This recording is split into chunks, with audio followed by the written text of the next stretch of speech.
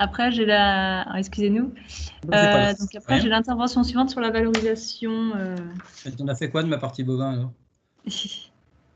Elle a disparu? Eh ben, je la trouve pas dans mes mails. Est-ce que tu peux... Non, mais c'est bon, on va partir sur celle-là, c'est pas bien grave. Et puis, si tu veux, ce que je donner pourrais quelques éléments. C'est donner quelques éléments sur la partie bovine, c'est pas bien grave. Oui. Sur la partie bovine, ce que je peux dire quand même, dans l'introduction de la prochaine intervention, là, c'est qu'on a quand même les troupeaux laitiers et allaitants qui ont été en fort développement ces dernières années. On était à plus 10% sur les troupeaux laitiers, puis on était à plus 3% sur les troupeaux allaitants. Vis-à-vis de la répartition régionale, on note quand même qu'il y a des grandes régions qui sont productrices de bovins, à savoir les Pays de la Loire, qui vont avoir, on va dire, presque moitié-moitié entre les troupeaux laitiers et les troupeaux allaitants. On va avoir aussi le Haut-Rhin, qui sera un peu dans la même configuration par rapport à la part troupeau laitier et troupeau allaitant, et puis qui est quand même une grosse région aussi. La Bourgogne-Franche-Comté, qui est une région moins importante en volume, mais qui a cet équilibre lait et viande. Et puis aussi le Grand Est, qui est aussi dans des volumes moindres, mais qui est quand même assez équilibré laitier et allaitant. Puis après, si on prend la partie ouest avec la région Bretagne, la région Normandie, là évidemment on est surtout sur de la laitière et de la mixte, en proportion par rapport à l'allaitante. Et si on regarde l'Occitanie, là elle est surtout en allaitant. Il y a eu un gros développement de l'Occitanie en troupeau bovin, et il y a une grosse partie en allaitante. Alors on verra, mais c'est pas inintéressant aussi à regarder cette répartition sur les troupeaux laitiers et les troupeaux allaitants bovins, parce qu'en fait, il y a aussi des régions qui ont pour habitude d'engraisser, puis il y a des régions qui n'ont pas forcément cette habitude-là. Et comme on a une problématique au niveau de nos troupeaux bovins bio, sur la valorisation de l'ensemble des animaux qui sont produits en bio, ça va avoir une incidence quelque part sur les animaux qu'on va voir sur le marché. Et il y a une proportion de maigres encore importante en bio, où on n'a pas vraiment de circuit de valorisation de ces animaux maigres. Et ça veut dire qu'on a des animaux qui partent encore en quantité importante dans les circuits standards, qui ne sont pas valorisés en bio. Voilà. Donc tu vois, ça fait déjà une petite approche. Alors après, vas-y, descends la diapo. Là. À moins qu'il y ait des questions entre deux, ou je déroule toute ma partie, comme vous voulez. Hein. On peut poser quelques questions. Et peut-être qu'il y en aura sur le bovin en plus, si vous voulez, où je pourrais compléter. J'ai récupéré du coup le diaporama bovin. Oui, voilà. Je viens de te le renvoyer en effet. Peut-être que pendant que Aurélie récupère le diaporama bovin, si vous avez des questions, n'hésitez pas. J'en ai une peut-être sur la partie ovine, avant qu'on passe à l'autre partie bovine. À un moment, tu as dit qu'il y avait une augmentation du nombre d'agneaux vendus en bio. Souvent, les agneaux élevés en bio partent sur le marché conventionnel parce que le marché conventionnel est tendu. Est-ce que là, on peut expliquer pourquoi il y a eu une augmentation du nombre d'agneaux vendus en bio? Est-ce que c'est parce que le conventionnel était moins tendu, ou est-ce que c'est parce qu'il y a eu une demande plus forte sur l'agneau bio? Je pense pas, j'ai pas le détail là si tu veux, mais je pense pas qu'il y ait une demande plus forte. C'est pas ça à mon sens. Bon, après, ce qu'on note quand même, puis on le verra quand on détaillera là sur les animaux produits en bio et valorisés en bio, on a quand même eu des efforts importants qui ont été faits par les opérateurs pour essayer de coordonner un peu la production avec le marché, quoi. Je dirais que ça s'est pas mal passé en 2019 à ce niveau-là. Donc ça peut être aussi un facteur explicatif. Sans doute que ça n'explique pas tout, mais ça peut être un facteur explicatif, quoi. Après, si on prend l'exemple 2020, là, on est plutôt la filière agneau standard, avec la crise qu'on a eue.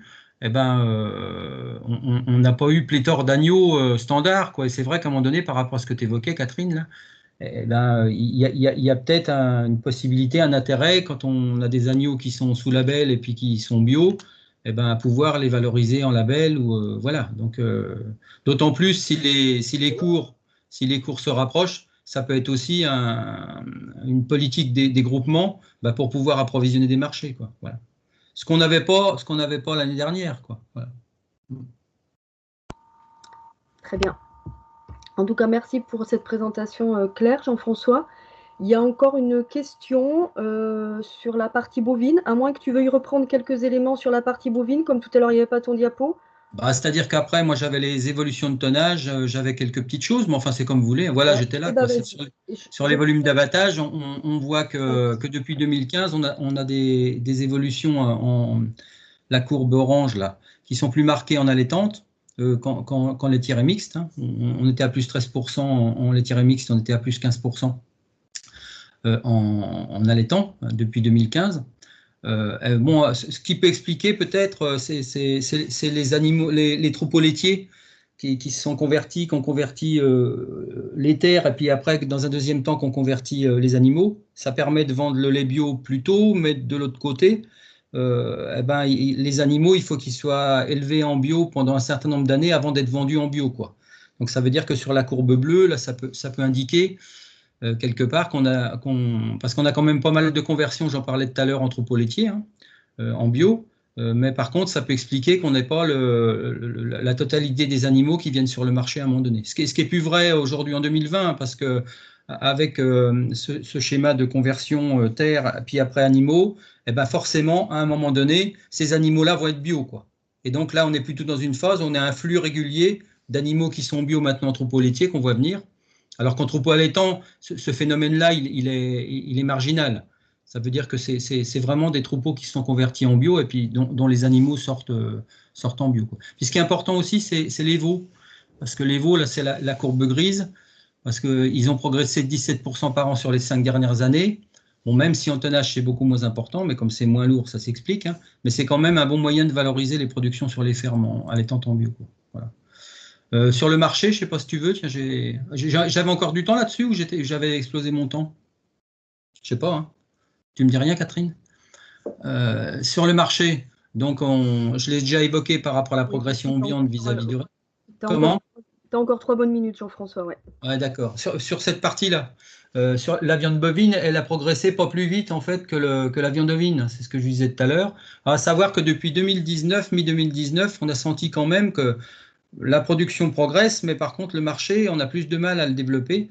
Alors derrière, il y a quand même des choses qui ne sont pas évidentes. C'est-à-dire que la viande bio se retrouve dans la problématique de la viande en général. Et bon, on est tous à savoir que la viande en général, elle est un peu décriée, quoi. Et puis l'élevage aussi un peu remis en cause. Donc à un moment donné, on peut se dire aussi que qu'on arrive à être touché aussi en bio, quoi. Voilà. On peut continuer. Alors là, c'était le même schéma que celui que j'avais évoqué tout à l'heure, mais pour dire en fait qu'on avait quand même une part qui était plus importante au niveau de nos bovins sur la bio en général, hein, puisque je vous parlais du 0,65%. Là, on est quand même au 1%, ça représente quand même un peu plus, quoi. Voilà. Et on continue. Voilà, et on voit que la part du chiffre d'affaires, en fait, du chiffre d'affaires des viandes, on l'avait déjà évoqué tout à l'heure, hein, la viande, ça représente quand même la grosse part, et on voit quand même le fléchissement qu'on a 2018-2019, là que je vous évoquais tout à l'heure, par rapport aux problématiques de la viande, quoi, du positionnement de la viande. Voilà. Et puis, donc, sur la distribution des viandes, je vous disais tout à l'heure que ce n'était pas la même chose qu'en ovin. Le gros du paquet, c'est quand même la grande distribution. C'est à 65%. Mais par contre, le chiffre d'affaires des 3 autres, hein, il n'est pas négligeable. Et en fait, on a quand même les artisans bouchers qui sont là avec leurs 52 millions d'euros là, en gris, hein, et qui nous permettent en particulier, on le verra dans la deuxième partie, hein, c'est-à-dire sur l'équilibre carcasse, de valoriser nos bêtes de race, quoi. Et par rapport à un marché qui est plutôt sur les produits élaborés, heureusement, même si ce n'est pas le gros du chiffre d'affaires, c'est très important pour l'équilibre des types et des catégories d'animaux qui sont faits en bio. Voilà. J'ai fini. Hein. Super. Merci beaucoup, Jean-François. Merci. Il y a une question, même si c'est vrai que tout va être lié, y compris dans votre présentation d'après. Une question, on sait qu'une grande partie de la valorisation de la viande se fait en viande hachée ou en steak. Est-ce qu'on connaît le pourcentage d'animaux laitiers et allaitants pour ces parties steak haché? Non, ce qui sert à faire le steak haché, bah non, on l'a pas, ça. On va dire que bon, ça fait rien. On va parler un petit peu de la deuxième partie, tant pis, hein, puisque la question est posée, puis on y reviendra. On parlera d'autres choses après. Ouais, si tu l'as prévu dans ta deuxième Ben partie. non, c'est pas grave, mais tu vois, ça veut dire que par exemple sur les catégories d'animaux, bon, laitiers, on va voir qu'on a beaucoup de vaches de réforme. Et puis on verra aussi que dans les vaches de réforme, eh ben, c'est pas les animaux qui sont les animaux les mieux conformés, les mieux finis. Et effectivement, c'est déjà dans ces animaux-là eh ben, que le steak haché, c'est là que le steak haché va. C'est avec ces viandes-là qu'on va faire du steak haché en priorité. D'autant plus qu'on a une problématique de tarification aussi. Ça veut dire que le prix moyen du steak haché aujourd'hui, au national, dans les suivis agences bio, il doit être autour de 14,50 €, un truc comme ça, quoi, en moyenne, quoi. Et donc, ça veut dire qu'on peut considérer qu'il est 4-5 € plus cher que le standard. Mais d'un autre côté, on dit bien qu'il est fait avec les laitières principalement, mais que tous les avants, enfin, les avants des allaitantes vont aussi servir à faire le steak haché. Ça veut dire qu'aujourd'hui, on a quand même un steak haché en bio de qualité. Et donc, on a évidemment le jeu de la part des laitières, c'est logique, quoi, et des mixtes moins bien conformés. Et puis, on a aussi le jeu des allaitantes qui peuvent pas aller aussi vers d'autres destinations, hein. On va le voir, on va retrouver aussi toutes races en viande qui vont être valorisées à travers ça. Mais je n'ai pas le pourcentage aujourd'hui entre ce qui est fait des allaitantes et des laitières, quoi. Voilà. Ouais. Question plus générale, plus transversale. La viande, l'élevage souffre de critiques, que ce soit en bio comme en conventionnel. Est-ce que tu penses que c'est pareil déjà? Est-ce que tu confirmes ça? Et est-ce que c'est dû à une méconnaissance du bio, point d'interrogation, ou autre chose? Et comment on l'expliquerait? Tu as montré des progressions. Est-ce que c'est parce qu'on a plus confiance au bio? Enfin voilà, est-ce qu'il y a eu des travaux là-dessus? Des travaux, non. On a l'étude IFOP qui est faite par la commission Bio-Interbev, où ils interrogent plus de 1000 consommateurs, quoi, avoir leur perception. Et c'est vrai que la perception sur l'environnement, il y a quelques années, elle était en premier.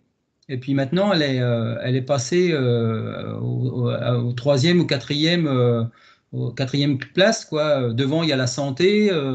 Devant, il y a la qualité. Il y a aussi, donc, il y a la confiance dans la viande. C'est-à-dire qu'on a sans doute aujourd'hui, et ça, je pense que par rapport à ta question, il y a eu l'agence bio, elle a questionné aussi les consommateurs sur la connaissance, en fait, ou je sais plus. Et en fait, ça a baissé, quoi, depuis dans leur dernier sondage, a montré que je ne sais plus si c'était le terme connaissance ou la confiance, je ne sais pas quoi, il faudrait avoir exactement le terme. Mais c'est vrai qu'on a beaucoup de travail à faire pour continuer à expliquer ce qu'on est, ce qu'on fait, parce que le consommateur, il a tellement de messages par ailleurs et plein de choses dans la montée en gamme de la viande standard. Donc il faut être vigilant par rapport à ça. Et on n'est pas à l'abri, c'est-à-dire autant on y était, c'est pour ça que je me suis permis d'appuyer là-dessus. Il y a quelques années, il n'y avait pas photo, quoi. C'est-à-dire que le standard patinait et la bio, elle continuait à progresser, quoi. Et ben là, on est sur un palier, là. Il va falloir mettre les bouchées doubles pour que c'est pas nouveau, hein, mais les bouchées doubles pour que la viande bio, elle progresse, elle va continuer à progresser, hein, mais ça va pas se faire tout seul, quoi. Voilà. Donc Jean-François de Glory qui va continuer justement sur ces équilibres un peu de équilibre matière-carcasse, et puis Benoît Baron de l'Institut de l'élevage qui complétera sur la partie équilibre matière au niveau de la filière laitière. Vas-y Jean-François.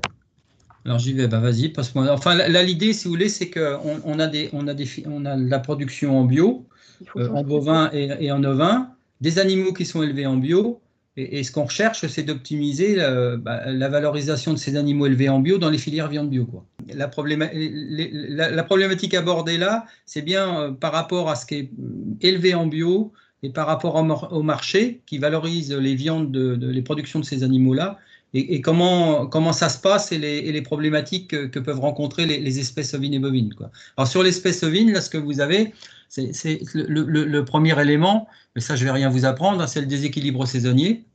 Ça veut dire qu'il y a besoin d'agneaux 52 semaines sur 52. Et la difficulté, ça va être de pouvoir répondre à ça. Le deuxième point, c'est la gestion de l'équilibre matière, même si on verra qu'il est différent de celui du bovin. Et puis après, la gestion de l'équation qualitative qu'on retrouvera aussi en bovin. Mais pas forcément. Il y a des problématiques qui se recoupent sur la finition, sur comment ça s'appelle, sur la conformation des animaux, des choses comme ça. Mais il y a des particularités aussi à regarder, quoi. Voilà. On y va, on descend sur le vin. Alors sur le vin, sur les 52 semaines sur 52 qu'on vient d'évoquer, j'aurais bien voulu vous parler de la production d'agneaux bio, puis vous dire voilà ce qui se produit à telle période, mais donc c'est assez compliqué d'avoir cette partie-là, on n'est pas calibré pour ça aujourd'hui. Par contre, avec les Casdar, le Casdar agneau bio, et puis le Casdar Reva Bio, là, puisque ça c'est sur ce Casdar Reva Bio qui a démarré depuis 2020, là, en fait on peut faire un suivi des ventes d'agneaux bio. Alors là vous avez le recul depuis 2013. Les courbes qui sont en plein, c'est la dernière année en vert, 2018, je ne sais pas encore 2019. Hein. Et puis la moyenne 2013 à 2018, c'est en bleu. Puis après, vous avez en pointillé les différentes années. Ce qu'on peut regarder, c'est quand même cette pointe qu'on a en mars, et puis qu'on a parfois, quand on regarde derrière les pointillés en avril aussi, c'est-à-dire que là, c'est autour de la période de Pâques. Donc ça veut dire qu'on a une forte demande du côté du marché, alors que de l'autre côté, la production, c'est pas forcément la période où on a le plus d'agneaux bio. Donc ça veut dire qu'on a fait un travail, les opérateurs ont fait un travail pour essayer qu'il y ait production d'agneaux à cette période-là. Donc ça veut dire qu'on se retrouve quand même à avoir une courbe qui pointe, c'est-à-dire qu'on arrive à vendre pas mal d'agneaux, mais on voit tout de suite que ça chute derrière.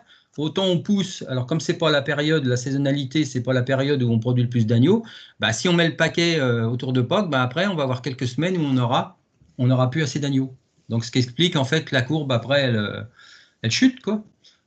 Et puis après, elle a tendance, on a des agneaux qui sortent au printemps dans la partie nord de la France avec l'herbe et on se retrouve avec des agneaux disponibles et on arrive dans la période estivale où là, on a plutôt la consommation se décale, c'est-à-dire que les grandes villes ont tendance à se vider pour les congés. Il y a aussi les bouchers qui ferment en août. Enfin bref, on se retrouve avec de l'agneau alors que le marché n'est pas forcément là, mais on voit qu'avec la courbe quand même, la courbe verte là, petit à petit on s'améliore, qu'on arrive à augmenter nos ventes. Je vois qu'il y a une question qui est posée là, puisque je vois le chat, ça ne comprend pas les agneaux importés. Hein. Parce que si ça peut vous éclairer, c'est des données qui viennent des groupements de producteurs français qui nous ont donc déclaré leurs ventes. Voilà. Ça me permet de préciser ça aussi. Merci pour celui qui a chaté. Et donc, on a cette problématique d'agneaux en plus à partir de juin, et ça va se prolonger jusqu'à, on va dire, septembre-octobre. Et là, c'est pareil, on a le marché, le temps qu'il redémarre après la rentrée, c'était pas simple. Et là, depuis 2-3 ans, on a mis en place une opération qui s'appelle Agneau bio d'automne au niveau de la commission bio Interbev et qui nous permet de mettre en avant les viandes d'agneau dans les rayons. Donc, on peut considérer qu'avec la courbe que vous avez là, on a un petit effet maintenant par rapport à à vérifier, à confirmer, par rapport à cette action-là, pour essayer de décaler un petit peu les habitudes de consommation des consommateurs. Voilà. Après, donc ça reste une moyenne. Ça veut dire que l'autre jour aussi, il y avait un producteur qui témoignait en disant aussi, nous on a des agneaux de report, on a des agneaux qu'on ne va pas forcément pouvoir commercialiser à l'automne, mais on va les reporter en début d'année suivante. Donc ça veut dire que ça c'est vraiment une moyenne. Après, il faudrait rentrer dans les caractéristiques des différentes régions, etc. pour interpréter. Voilà. Mais on n'a pas le temps là, on va faire ça maintenant. OK ? Sur la gestion de l'équilibre matière, donc ça c'est le deuxième point. Alors même s'il n'est pas de la même nature que le bovin, je vous en parlais tout à l'heure, on a quand même, ma foi, les agneaux boucherie, on appelle boucherie, c'est les agneaux qui sont les mieux conformés, qui sont dans la catégorie de poids la plus commune, on va dire entre guillemets, 16-20 kg, et on va pouvoir les valoriser en carcasse entière en boucherie. Les animaux un peu moins conformés, ils iront aussi dans les rayons traditionnels. hein, mais pas les artisans bouchers, mais des rayons traditionnels qu'on va pouvoir trouver en grande distribution, en magasins spécialisés. Et là, on va pouvoir valoriser ces agneaux-là, hein, dans les 15 à 22 kilos. Et puis après, il y a tous les agneaux qui ne se retrouveront pas dans ces catégories-là, qu'on pourra valoriser par ailleurs en transformation, en sauté, en rôti. C'est-à-dire que notre agneau, l'idéal, c'est qu'il soit tout vendu en carcasse. Mais bon, comme je vous parlais du chiffre d'affaires de la boucherie par rapport au reste tout à l'heure, c'est vrai qu'on ne peut pas tout valoriser par la boucherie. Donc, essayez de pousser les rayons traditionnels pour valoriser le maximum les carcasses. Et puis, quand on ne peut pas, ma foi, on passe sur la barquette et on passe sur la transformation. Mais c'est quand même une problématique qu'on a en ovin, c'est de la valorisation de ces viandes. Le plus on va la transformer, le plus elle va coûter cher, quoi. Et comme on n'a pas une gamme qui est suffisamment large, ça peut compliquer un peu les choses à un moment ou à un autre. Et puis ce que j'avais vu nous mettre, je vois là, c'est un petit... je vous ai mis le chiffre d'affaires en millions d'euros en bas à gauche, hein, le petit tableau. Donc vous avez la répartition. Les artisans commerçants, vous voyez, nos 22 millions d'euros de chiffre d'affaires, c'est 30% du total. Donc heureusement qu'on a les bouchers aussi pour valoriser nos carcasses. Voilà. Ça, tu peux continuer. Attends, oui, je rajoutais quelque chose quand même par rapport à la diapo précédente. Le problème qu'on a aussi en ovin, c'est que on n'a pas forcément tous les agneaux au bon endroit, au bon moment pour les dispatcher dans les différents circuits. Ça veut dire qu'on est obligé des fois, comme je vous disais, c'est l'idéal, hein, boucherie, RU, GMS, R, magasin spécial, etc. Mais on n'a pas forcément tenté les bons agneaux qui correspondent. Donc ça veut dire que ça, c'est un autre problème. C'est comment faire pour arriver à avoir suffisamment de choix pour pouvoir dire, ah ben tiens, cette année, Marcel le boucher, je vais pouvoir lui mettre celui-là, René le rayon trad, je vais pouvoir lui mettre celui-là. Donc c'est une complication quand même. Vas-y, continue. Faut pas que je sois trop bavard quand même. Sur l'adéquation qualitative, bon, on n'a pas à avoir honte. Le suivi qu'on fait depuis 2013 en 2018, là vous l'avez sous les yeux sur les animaux classés URO. Donc on voit qu'on a quand même une bonne proportion de R, hein, on est à 17 961 têtes là, sur l'échantillon de suivi, donc ce qui est pas mal. On a les hauts qui sont montés aussi parce qu'ils sont rentrés dans le suivi et qui viennent, et qu'on a pas mal d'agneaux qui viennent d'Occitanie. Je ne dis pas que les agneaux d'Occitanie sont mal conformés, hein, surtout ne me faites pas dire ça, mais par contre on est sur des races rustiques, donc ceci explique cela, quoi. Alors que la partie nord, on est plutôt sur les races bouchères. Donc ça joue aussi. Et puis je vous ai mis sous le graphe à droite, la répartition, le complément un peu de ce qu'on a vu au-dessus sur le dispatching des animaux. Vous voyez les EUR en classement gras 3 et 2, dans les 16-20 kilos, on va les retrouver en boucherie. Les URO en 1, 2, 3, 4, c'est-à-dire tout un panel de gras, du maigre jusqu'au gras, entre 13 et 16 et 20, on va pouvoir le valoriser en découpe. Et puis après, les animaux les moins conformés, pas assez lourds ou trop lourds, ce sera des hors catégories. Voilà. Et puis je vous ai mis le petit graphe en bas à gauche pour dire qu'on avait le pourcentage d'agneaux qui étaient finis en 3 et d'agneaux finis en 2. Donc on a quand même 56%, par exemple, vous voyez en 2018, ce qui est en gras là, 56% des agneaux qui étaient en 3 et puis 44% en 2. Donc on a aussi une proportion qui n'est pas inintéressante par rapport à la finition de nos agneaux, quoi. Voilà. Pour les agneaux, je ne sais pas si j'avais autre chose pour les agneaux. Non, on passe à la filière bovine. Ce qu'on retient par contre sur la filière ovine, c'est cette histoire de faire coller les sorties d'animaux avec le marché, avec les besoins du marché. C'est d'avoir suffisamment d'agneaux au choix choix entre guillemets, sous le coude, on va dire, pour pouvoir les dispatcher comme il faut chez les bons clients. Et puis par contre, on n'a pas sur la qualité, on peut toujours s'améliorer, mais en qualité qui est quand même bonne dans les agneaux. Voilà, filière bovine. Sur la filière bovine, donc là sur les problématiques, alors là on n'est pas sur la problématique des 52 semaines sur 52, bien que, parce qu'on a quand même des périodes de l'année, par exemple sortie d'hiver, souvent aussi assez tendues dans les veaux ou tendues dans les bovins, dans les gros bovins. Là, on est plus sur la valorisation de l'ensemble des types et catégories. Donc, tu vois, ça va répondre à ta question, Catherine. Après, on a le problème de gestion de l'équilibre matière. Bon, tu m'as posé la question tout à l'heure par rapport au steak haché, donc là, on va en reparler. Et puis, la gestion de l'adéquation qualitative, qui est aussi, pourquoi elle ne serait pas aussi importante en bovin qu'en ovin. Voilà, donc on descend, voir un peu ce qu'il y a. Alors, sur les catégories de bovins, alors là, vous avez les catégories de bovins allaitants. Donc, c'est depuis 2005 jusqu'à 2019. En partant du bas, où on a les vaches en bleu, là. Après, en orange, eh ben, ce sont les veaux. Après, on passe aux génisses en gris, aux bœufs en jaune, et puis aux jeunes vaches, aux jeunes bovins à taureaux, excusez-moi, en bleu clair. On voit quand même que la grosse partie, si on cumule en fait nos veaux et puis nos vaches, là, on est à 70% des catégories. Les génisses et les bœufs, on est à 25%. Et puis les gibets taureaux à 6%. Bon, savoir que les gibets taureaux, enfin c'est surtout les gibets, c'est pas très adapté en bio vis-à-vis du règlement bio, donc c'est pas normal qu'on n'en ait pas plus que ça. Sur les vaches, ben, vous voyez que ça reste toujours la quantité la plus importante hein, sur les années. Et puis toujours nos veaux, en fait, je vous l'évoquais déjà tout à l'heure, ben, qui sont loin d'être négligeables dans les différentes catégories. Si on regarde les laitières, ce que je vous parlais tout à l'heure quand la question était posée sur le steak haché, eh ben, on serait plutôt à du 85% sur 80-85% sur les vaches. On serait peut-être sur du 9% à peu près sur les bœufs. Et puis sur les génisses, du 2-3%. Et puis pareil sur les gibets, les taureaux. Et puis on n'a pratiquement pas de veaux, quoi. Parce que la plupart des veaux bio aujourd'hui, ils sont issus des troupeaux allaitants. Voilà. Ok, on continue.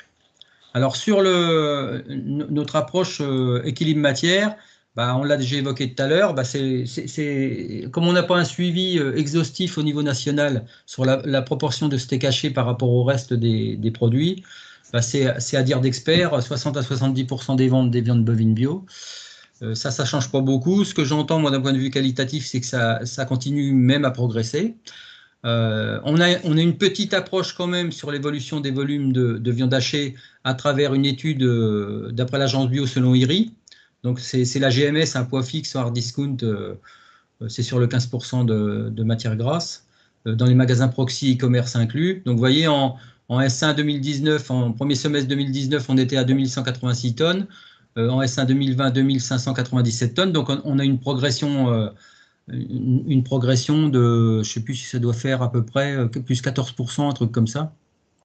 Et en fait, on a eu pendant la période de crise, là, une grosse progression sur le steak haché en bio, puisque au mois de mars, l'agence bio nous donnait des chiffres de plus 24,7% et au mois d'avril de plus 23,4%. Voilà. Donc ce qui peut expliquer aussi, si on le ramène au semestre, cette évolution positive qu'on a encore le premier semestre 2020. Quoi. Et d'autres problèmes derrière, c'est bien la valorisation des animaux. Quand on a mis en avant ces volumes de steak haché, parce qu'il n'y a pas que des animaux pour faire du steak haché. Donc si tu veux me mettre la diapo suivante, qu'on regarde un petit peu quelles sont les affectations des bovins en bio.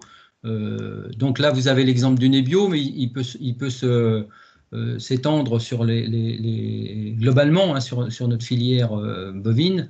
Il y a les animaux de boucherie bah, qui vont plutôt être sur les races bouchères, bon, par définition, hein, sur nos partenaises blancs d'Aquitaine, nos limousines et puis nos bonnes charolaises. Je ne dis pas qu'il y a des mauvaises charolaises, hein, mais les meilleures, on va dire, pour la boucherie, parce que c'est là qu'on va trouver les meilleurs animaux à la boucherie. On a des animaux qui sont plutôt jeunes, qui sont plutôt lourds, même si tout est relatif en bio, parce qu'on est moins lourd qu'en standard.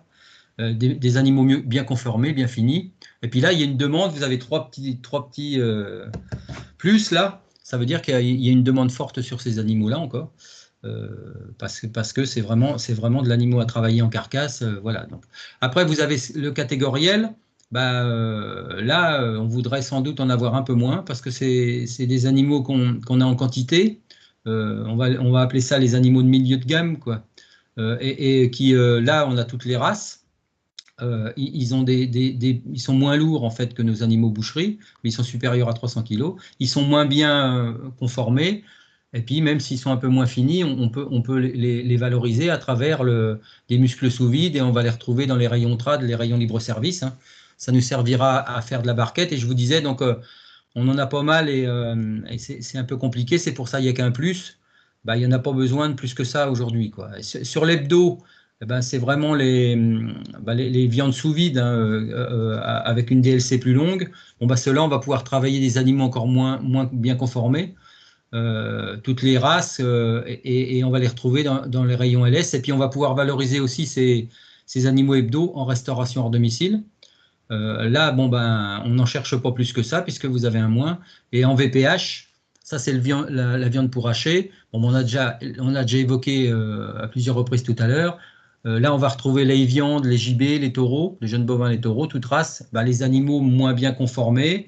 Là, on va avoir la classe de gras de 1 à 4, hein, puisqu'on a du steak haché 5%, du steak haché 15%. Ça va nous servir à faire le steak haché, à faire les produits transformés. Et on va retrouver dans les rayons LS, bon, ben, on peut tirer des aloyaux sur des bonnes vaches laitières ou mixtes. Hein. On va le retrouver en restauration hors domicile. Bon, le sauté, par exemple. Et puis, on va le retrouver en industriel pour faire des plats préparés. Donc là il y a une demande qui est forte sur ces animaux-là. Voilà. Et puis, oui, c'était bon. Ouais. Oui. Comme le temps et après, je me suis... Pardon, tu peux accélérer un petit peu, s'il te plaît, Jean-François.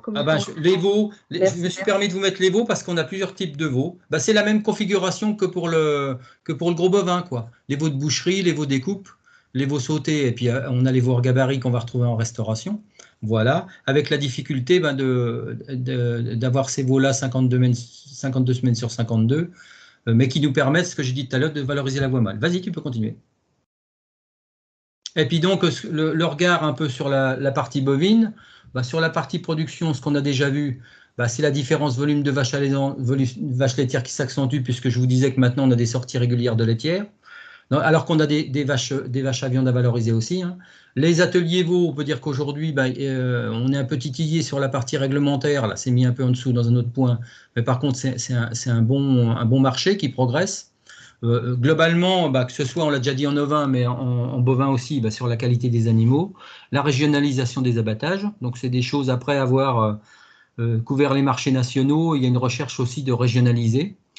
Et puis, bah, ce qu'on a déjà dit, hein, je vous ai dit depuis mi-2019, une production qui va temporairement plus vite que le marché. Et puis sur la consommation, on peut faire le corollaire de ce que je viens de vous dire, c'est que la majorité des points de vente sont pourvus hein, aujourd'hui. Donc maintenant, il s'agit de développer les points de vente existants, quoi. Donc le schéma est plus le même. Le marché est toujours tiré par la GMS, on l'a vu sur le chiffre d'affaires que ça représentait.